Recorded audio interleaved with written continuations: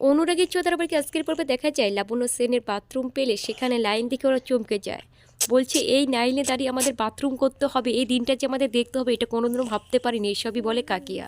তখন সোনা এসে বলছে, ছোট দিদি ভাই তোমাকে টেনশন করতে হবে না, আমি ব্যবস্থা করে দেবো। এই বলে সোনা লোকজনকে বলছে তোমরা একটু পরে বাথরুম করো, আমার দিদি ভাইটা করবে।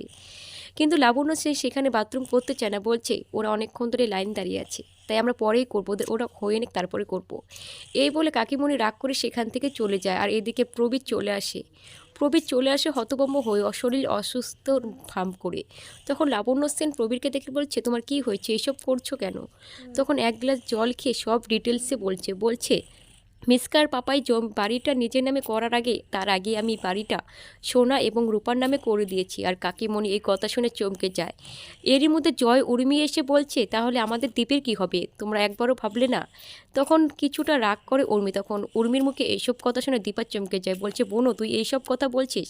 তখন কাকিয়া বলছে, কেন বলবে না, নিজের স্বার্থ সবাই বুঝতে হয়। এই বলে জয় উর্মিকে নিয়ে সেখান থেকে বেরিয়ে যায় তার মা আর দিদার কাছে, সেই গ্রামের বাড়িতে। আর সেই গ্রামের বাড়িতে গিয়ে সেখানে দীপ অসুস্থ হয়ে পড়ে। তখন লোকজন এসে বলছে, ওকে এখানে ভালো ডাক্তার আছে, টাকা পয়সা লাগবে না, তুমি ওখানেই ডাক্তার দেখাতে পারো। এই বলে উর্মি দীপকে নিয়ে সেই ডাক্তারের কাছে গেলে সেখানে গিয়ে সূর্যকে দেখতে পায়।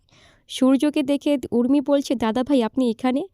তখন সূর্য উর্মিকে দেখে বলছে, তুমি এখানে কেন এসেছো? আমি তো নিজের মতো করে বাঁচতে চেয়েছি, তাই আমি দূরে চলে এসেছি, তোমরা এখানেও চলে এসেছো?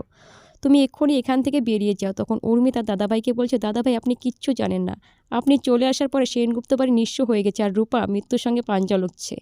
তাহলে আপনাদের কি মনে হয়, এই কথা শুনে সূর্য কি ছুটে চলে যাবে?